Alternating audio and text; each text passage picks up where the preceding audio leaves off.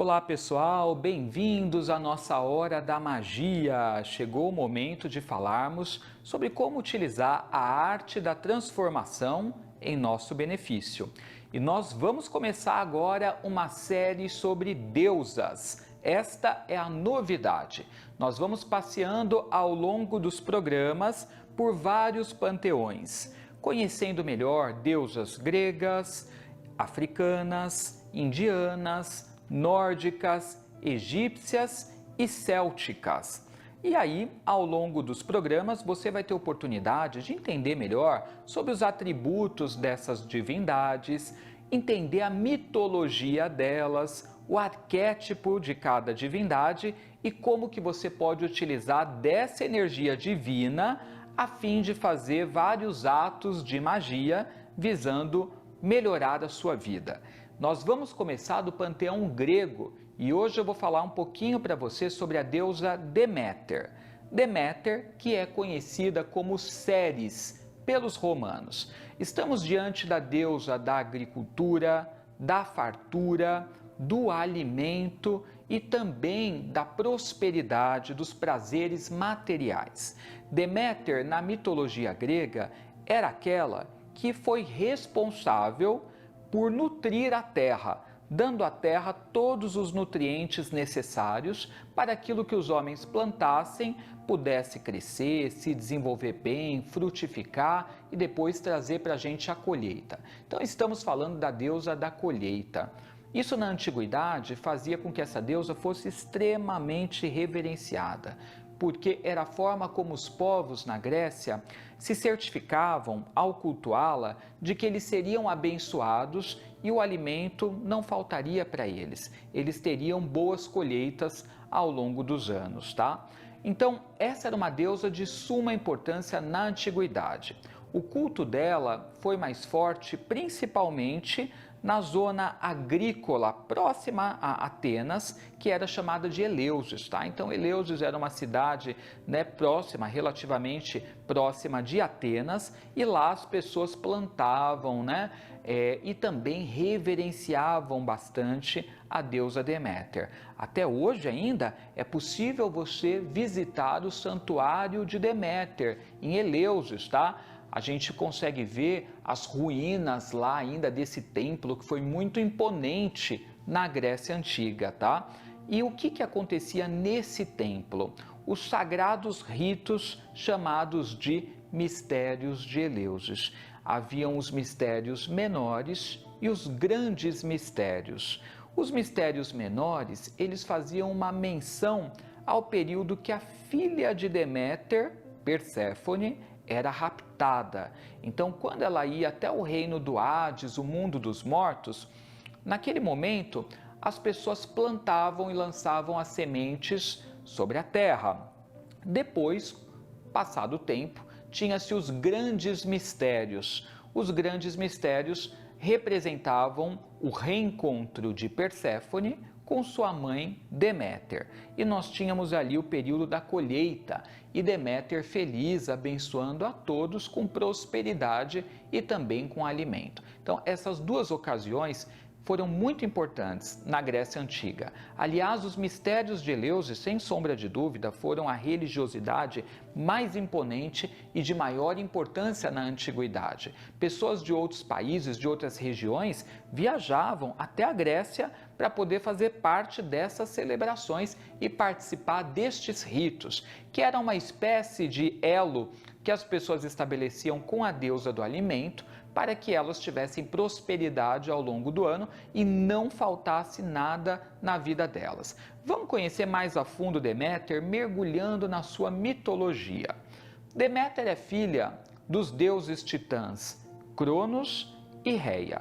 Cronos, o senhor do tempo, foi o deus dos deuses e Reia era a deusa da fertilidade. No entanto, Cronos foi constantemente ameaçado pelo seu pai Urano, o deus dos céus, que tinha a capacidade de profetizar, e nessas ameaças Urano sempre falava para Cronos que ele seria retirado do poder e por um filho dele. Então Cronos, para se certificar que isso não acontecesse, ele pedia assim que os filhos nascessem para que Reia os entregasse. E aí, em posse do bebê, Cronos engolia o filho, visando encerrar qualquer ameaça. Assim aconteceu com muitos dos irmãos de Deméter. A deusa Hera, assim que nasceu, foi engolida pelo pai. A deusa Hestia também. Poseidon, Hades, a própria Deméter, só Zeus que não foi, tá? Porque Reia teve uma ideia brilhante de dar no lugar do filho Zeus uma pedra embrulhada num tecido, como se fosse Zeus, o deus dos deuses, para que Cronos engolisse. E Zeus, que se tornaria o rei dos deuses, foi criado numa ilha distante. Depois ele volta para reivindicar o poder, para lutar contra o pai. E ele tem uma ideia brilhante de dar uma poção para o pai ingerir. E essa poção ataca o estômago de Cronos e Cronos vai colocar para fora os filhos que ele havia engolido, tá? Assim Deméter, ela vem à liberdade, tal como Hera, Hestia, Poseidon e Hades, e eles começam uma guerra chamada Titanomaquia, na mitologia grega, que foi uma guerra entre os deuses e os titãs, na qual os deuses vencerão. Zeus vai se tornar o rei dos deuses, tá? Já Cronos, o pai deles, foi obrigado a migrar para o Tártaro e lá ficou aprisionado, pensando na maneira na qual ele governou, onde ele foi muito empoderado ao extremo, autoritário, e não soube governar com diplomacia, com ética, com equilíbrio. Então ele fica lá como se tivesse de castigo, pensando naquilo que fez. E Zeus se torna o rei dos deuses. Deméter então passa a exercer as suas funções, nutrindo a terra. E aí Deméter tem uma relação rápida com Zeus, o deus dos deuses, na qual eles geram Coré. Coré foi a filha de Deméter, que vivia sempre ali próxima à mãe. Elas só se despediam nos momentos que Deméter saía para trabalhar, aí cada uma ficava exercendo as suas funções. Coré era muito jovem, então ficava nos bosques, junto às ninfas, que eram os espíritos da natureza. Já Deméter ia nutrir a terra, então ficava passando pelo solo de cada região na Grécia, depositando os nutrientes que o solo necessitava. Numa dessas ocasiões, vai acontecer aquilo que Deméter jamais esperava e o que ela mais temia: a filha Coré será raptada. Como que isso acontece? Afrodite estava incomodada com o fato de algumas deusas optarem pela solteirice. Então isso aconteceu com Ártemis, isso aconteceu com Atena, que foram deusas que preferiram não ceder aos encantos do amor. E Afrodite olhava para Coré, a filha de Deméter, e falava: ela vai pelo mesmo caminho que as outras, porque ela era super protegida pela mãe Deméter, que estava sempre próxima dela quando não estava exercendo suas funções divinas. E aí Afrodite decidiu então fazer com que Hades, o deus do mundo dos mortos, do subterrâneo, se apaixonasse pela Coré. E assim que ele foi flechado ali pela flecha de Eros, o Cupido, Hades se apaixonou, subiu do mundo dos mortos com a sua carruagem, tá? E sequestrou Coré, levando-a consigo para o mundo dos mortos. Quando Deméter retorna para casa e não percebe a presença da filha, ela começa a cair num desespero muito grande e vai buscar por Coré pelos 4 cantos, perguntando a todos se alguém tinha informação da filha. E ninguém tinha, as pessoas só escutaram um grito dela e viram somente isso, e depois não viram mais a presença de Coré. Então Deméter não tinha informações, ela só encontrou o rastro da filha com algumas flores que caíram das mãos de Coré, porque Coré estava colhendo flores. Alguns dizem que eram narcisos brancos no momento que foi raptada. Então Deméter é acometida pelo desespero que qualquer mãe, qualquer pai, nessa situação, vivenciariam. E aí ela abandona as funções dela enquanto deusa, para poder procurar a filha perdida, tá? E nisso vai se passando dias, vai se passando tempo, ela vai procurando desesperada, ela decide então se transformar como se fosse uma senhora idosa e ela vai passando por reinos da Grécia para poder obter informações com os humanos, se alguém sabia o que tinha acontecido com a filha dela. Enquanto isso, a filha está no reino dos mortos e está sendo super bem tratada pelo Hades, tá? Que quer conquistá-la.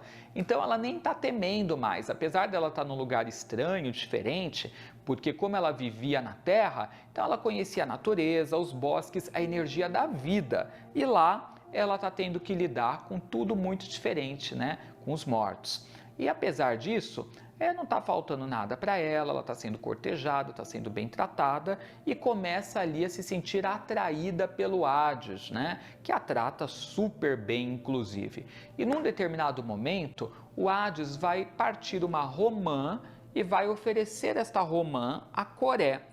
E Coré, que não é ingênua, ela sabe que aquilo é como se ele estivesse oferecendo uma aliança para que ela se tornasse a sua rainha. Afinal, a aliança, né, proposta por Hades através da romã, ela é muito simbólica e significativa, porque a romã é um fruto consagrado à deusa Hera, que é a deusa rainha, e é um fruto de fertilidade. Então, quando Hades oferece a romã a Coré, é como se ele estivesse a convidando para ser a rainha dele e governar aquele mundo ao lado dele. E ela, que até então não sabia qual seria o seu propósito, se sente ali empolgada com a ideia e prova 6 sementinhas ali da romã. Mas a regra era muito clara no mundo dos mortos. Ao usufruir de algo de lá você deveria ficar. E assim, Coré passa a ter um vínculo eterno com o reino dos mortos. De Coré, ela se torna Perséfone, a rainha dos mortos. E enquanto isso, a mãe, sem saber o que está acontecendo, fica desesperada na terra, buscando por Coré, né? Que já havia se tornado Perséfone. Aí, num determinado momento, Deméter passa pela cidade de Eleusis, que eu já mencionei para vocês aqui nesse vídeo. E lá ela é bem recebida pelos filhos do rei de Eleusis, tá?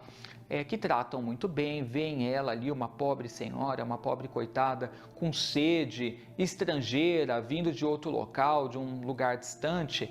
Eles começam a servir água para ela e dão também uma bebida à base de cevada e menta, parecida com a nossa cerveja, mas bem refrescante, tá? E ela é levada até o reino, onde ela passa a ser muito bem tratada, inclusive passa a cuidar, né, do filho da rainha de Eleusis, né, como se fosse uma babá, e ali ela vai percebendo, né, o modo de vida daquelas pessoas, ela passa a ensinar as pessoas também, né, coisas que ela sabia em relação a plantio, a cultivo, a colheita, e ela passa a viver um tempo ali, até que ela obtenha a informação do filho do rei de Eleusis, que fala para ela que ele sabia quem era ela na verdade e que ele sabia que ela estava procurando a filha perdida, porque ele, o menino, que se chamava Triptólamo, viu o momento que Coré foi raptada e deu essa informação para ela, Deméter, que ele viu que o chão se abriu, uma carruagem veio do mundo dos mortos e levou a jovem. E algumas pessoas haviam visto isso também e sabiam disso.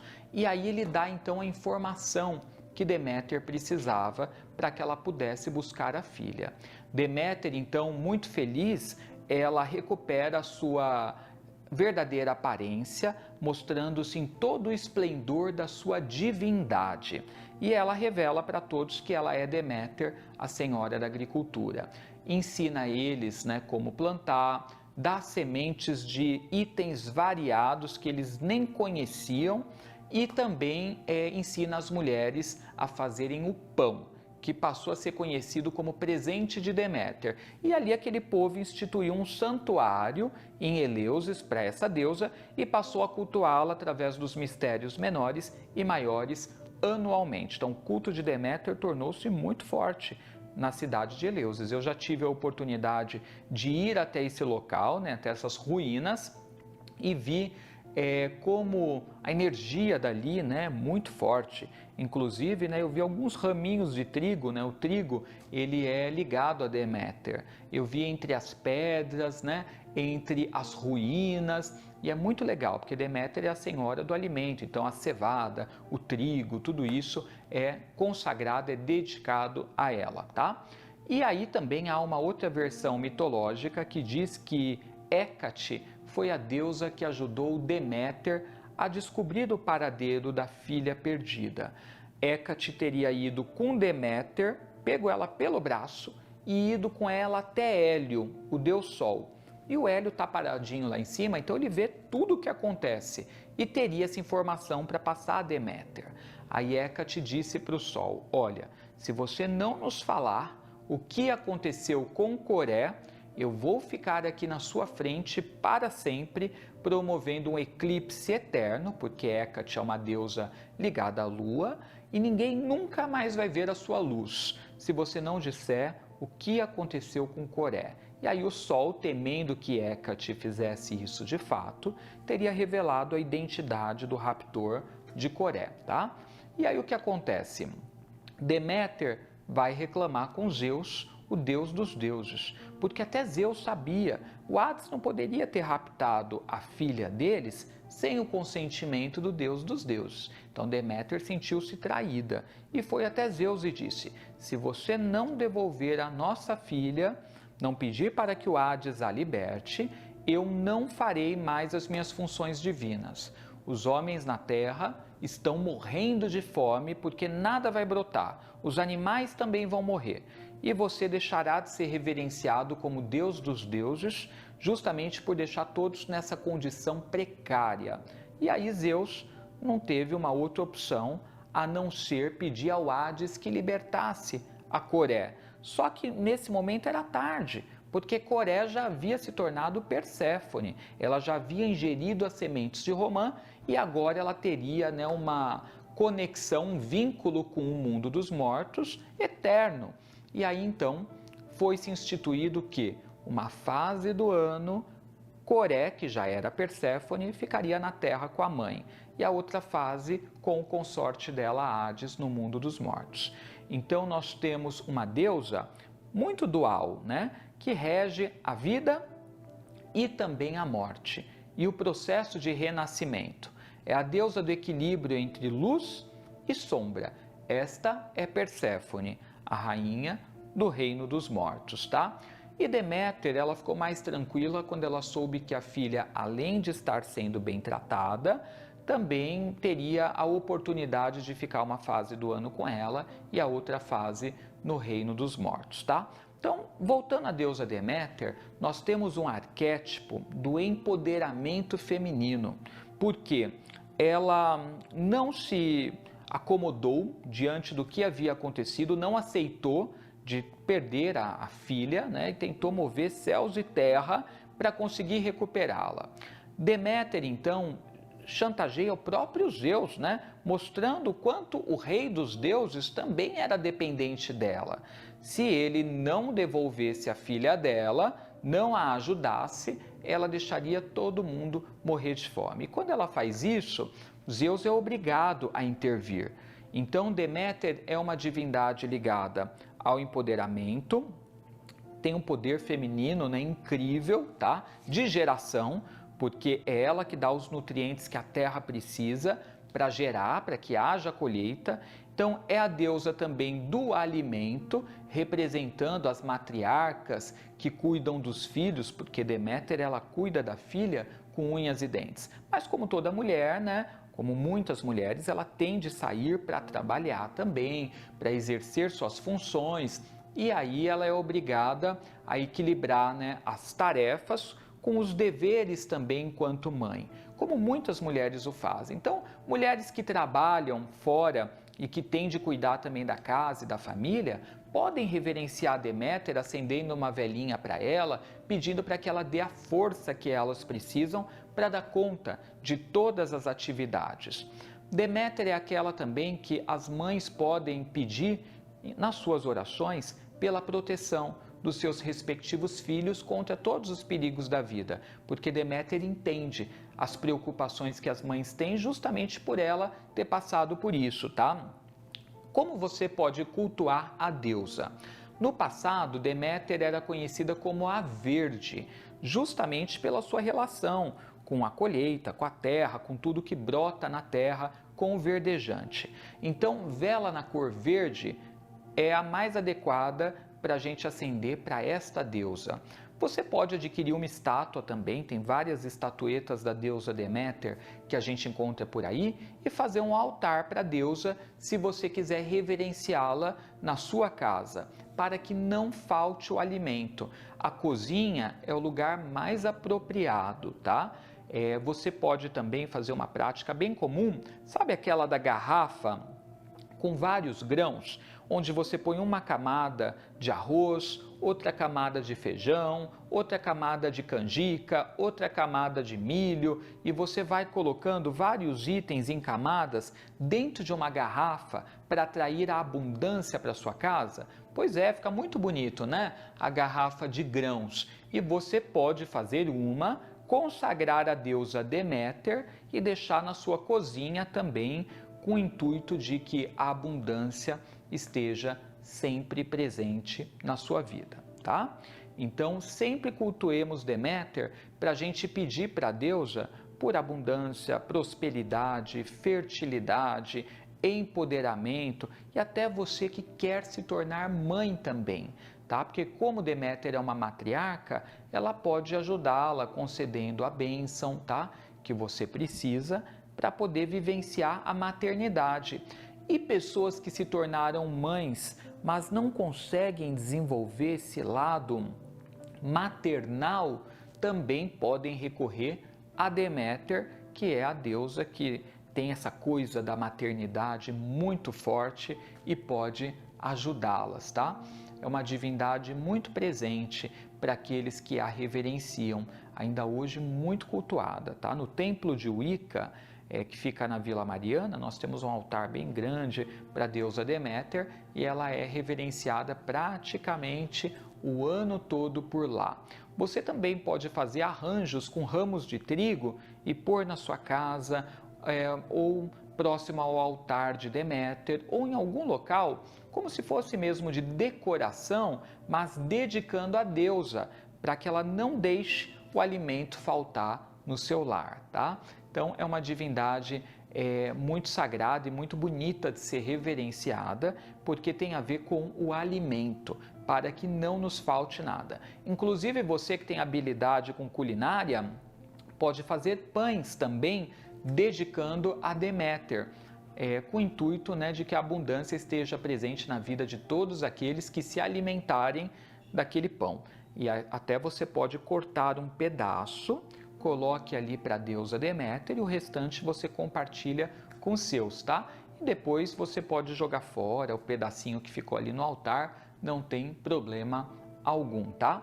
No tarô, gente, Deméter, ela é comparada ao arquétipo da carta A Imperatriz. Inclusive, no tarô mitológico, colocaram ela, tá? Representada ali na carta, justamente porque, tal como Deméter, a imperatriz, ela é produtiva, criativa, trabalhadora e ela gera coisas, tá? Ela dá vida a muitas coisas. Então, Deméter foi escolhida pelas autoras do tarô mitológico para figurar a carta da imperatriz. E aí, gostou de conhecer um pouco sobre essa deusa? Deixa para mim nos comentários se você estiver vendo pelo YouTube. Já se você está assistindo pela TV, vai lá, se inscreva no meu canal no YouTube, Edu Scarfon Oficial, e acompanhe não só este vídeo, mas outros também da nossa Hora da Magia. Então, que você possa levar a magia das deusas na sua vida, tá? E se você quiser agendar uma leitura de tarô comigo, é através desse WhatsApp, 11 9 7374 5755.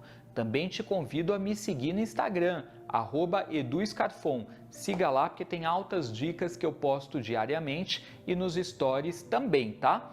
continue assistindo aí a nossa Hora da Magia, que vem outras divindades que você vai ter oportunidade de conhecer através dos próximos programas, ok? Bênçãos brilhantes na sua vida e a gente se vê em breve.